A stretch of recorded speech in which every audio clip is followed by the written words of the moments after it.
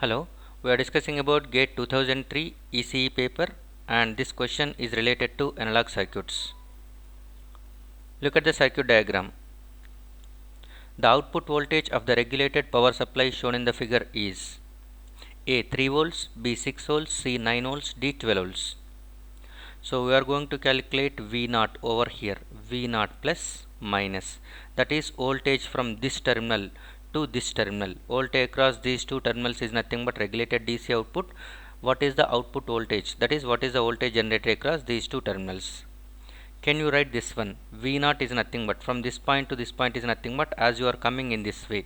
Okay, V0 can be written like this. V0 is equal to voltage across 40k plus voltage across 20k is nothing but total output voltage.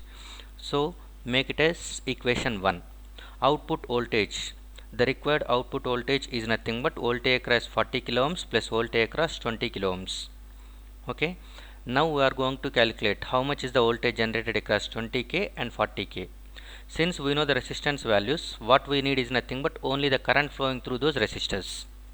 If you know the current flowing through those resistors, at that time obviously we can calculate the voltage across that resistors. You can add those voltages to get the output voltage. Okay, now how much is the current flowing through this 20k? If you want to know that one, at that time you must know the voltage across this terminal, this point. This point is nothing but voltage at inverting terminal.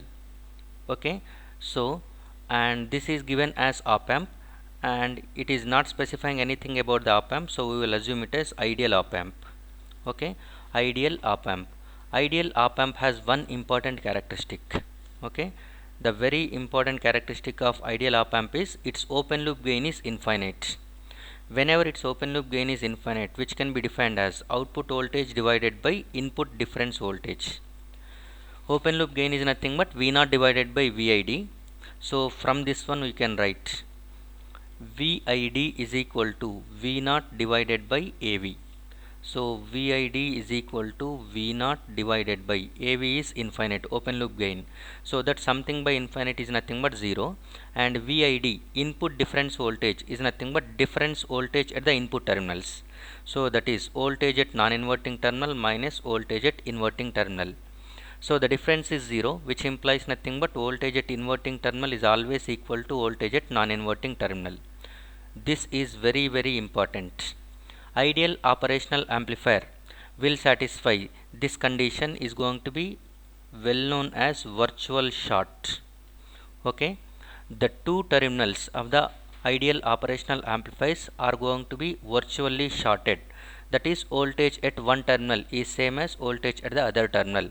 This is only because its open loop gain is infinite. Okay, so if you want to know the voltage across inverting terminal, okay, by that time you can simply calculate the voltage at non-inverting terminal. Okay, since voltage at non-inverting terminal is connected with a Zener diode, and for that one it has applied 15 volts DC regulated power supply. That too, positive terminal of the power supply is connected to N side of the diode and P side is connected with negative terminal. So this Zener diode is under reverse bias, and that too the Zener breakdown voltage of this Zener diode is 3 volts, but what you are applying is nothing but 15 volts. So 15 volts is much greater than 3 volts, so that in reverse bias it maintains, it will be in Zener breakdown region. Zener breakdown region. In Zener breakdown region, Zener voltage act as constant voltage source by maintaining Zener voltage as its constant reference voltage. That implies nothing but it maintains 3 volts with terminals as plus minus with polarity as indicated. So this point is at 3 volts because Zener diode is in Zener breakdown region where it acts as constant voltage source. So non-inverting terminal of op amp is at 3 volts, so that because of virtual short property we can say that inverting terminal is also at the same voltage. So now we know the voltage across 20 kilo ohms, that is 3 volts, and current flowing through this 20k is nothing but I. I is equal to 3 divided by 20k.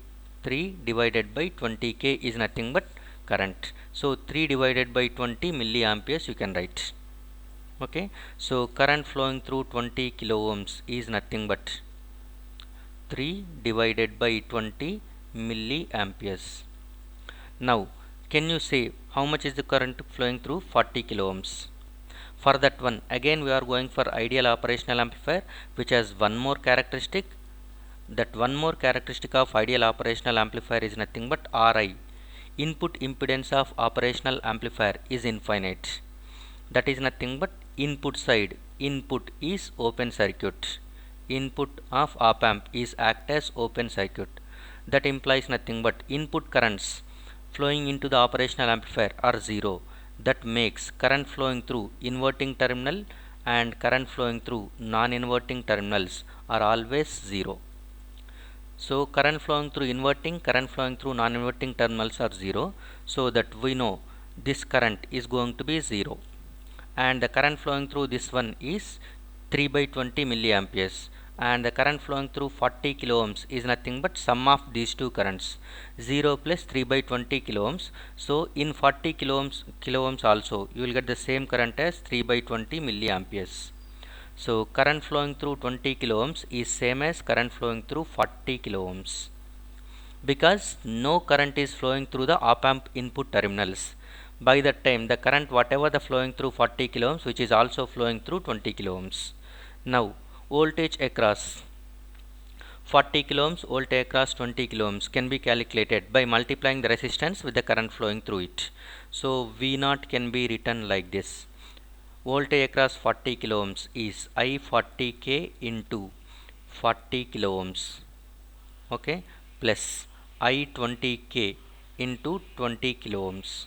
So that implies nothing but here it is 3 by 20 into 40 plus 3 by 20 into 20. So that is nothing but 3 by 20 into 60. 3 by 20 into 60, 23. So that it is 9 volts. So the output voltage of the given circuit is going to be equal to 9 volts. So the right answer for this question is C. Thank you.